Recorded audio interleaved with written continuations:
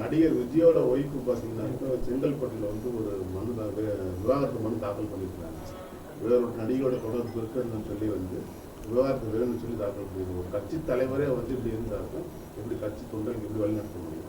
இது அவங்க தனிப்பட்ட வாழ்க்கையில் கேட்காதீங்க, அரசியல் விஷயத்தை கேளுங்க, அப்புறம் உடனே பற்றி சொல்லுவாங்க. அந்த ஒரு கட்சி தொண்டரை இப்படி எப்படி கட்சியை வழிநடத்த முடியும்? இல்லை, இது முடிவு வந்து கோர்ட்டு வழக்குடைய தீர்ப்பு வந்தால் தான் தம்பி. அது வரைக்கும் இந்த மாதிரி விஷயங்களை தயவு செய்து கேட்காதீங்க. அது அவங்க விஷயம். அது தனிப்பட்ட வாழ்க்கை முறையெல்லாம் வேணாம்.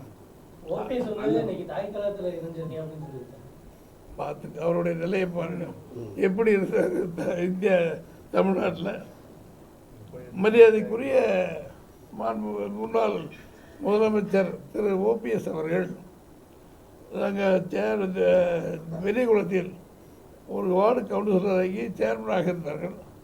அந்த நேரத்தில் அம்மா மோடியிலே நின்று முதலமைச்சரானார்கள். மரியாதைக்குரிய திரு டிடிவி தினகரன் அவர்களுக்கு நட்பாகி அவர்கள் செயல்பட்டு கொண்டிருக்கும் பொழுது எதிர்பாராத விதமாக அம்மா பதவியிலிருந்து விலக வேண்டிய ஒரு சூழ்நிலை. அன்றைக்கு ஒரு 2 பேர் தேர்வு செய்ய வேண்டும் என்று சொன்ன உடனே திரு டிடிவி தினகரன் அவர்கள் அன்றைக்கு மறைந்த முன்னாள் அமைச்சர் திரு துரைராஜ் அவர்களையும் திரு ஓபிஎஸ் அவர்களையும் அம்மாவுக்கு அறிமுகப்படுத்துகிறார். 2 பேரும் நல்லவர்கள் யாரையா ஒருத்தர் தேர்ந்தெடுத்து முதலமைச்சராக்குங்க, அப்படியே தண்ணி கொடுக்குப்பா முதலமைச்சராக்குங்கன்னு சொல்கிறாரு. அதில் அம்மா செலக்ட் பண்ணி திரு ஓபிஎஸ் அவர்களையும் முதலமைச்சராக்கினாங்க. அதற்கு பிறகு 2 தடவை முதலமைச்சராக இருக்கார். அதிலிருந்து அதிமுகவில் எவ்வளோ பெரிய பதவியில் இருந்தார் என்பதெல்லாம் உங்களுக்கு தெரியும். இன்றைக்கு தாய் கழகத்தில் போய் சேருன்னு சொல்கிறார். அதிமுக ஆரம்பித்ததே தீய சக்தி கருணாநிதியையும் தீய சக்தியினுடைய தலைவர் தீய சக்தி திமுகவையும் தீய சக்தியாக இருக்கின்ற திரு கருணாநிதி அவர்களையும் ஒழிப்பதனுடைய கடமை என்று சொல்லி முதல் வார்த்தையை சொல்லி 72 அதிமுக கழகத்தை புறத்தில் எம்ஜிஆர் ஆரம்பித்தார்கள்.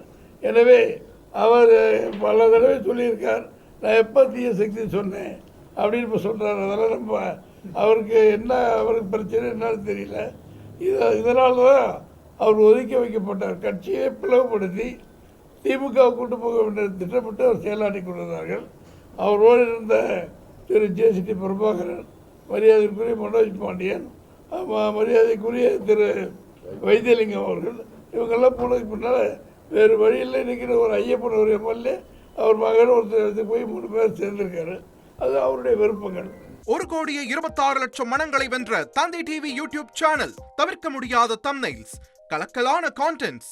நீங்களும் இந்த குடும்பத்தில் இணைய இப்பவே சப்ஸ்கிரைப் பண்ணுங்க. அசுரபலம் கொண்ட எங்கள் டிஜிட்டல் கரங்களில் உங்கள் விளம்பரங்களை சேர்க்க வாட்ஸ்அப் பண்ணுங்க. 8939888838. Email advttv@dttv.in.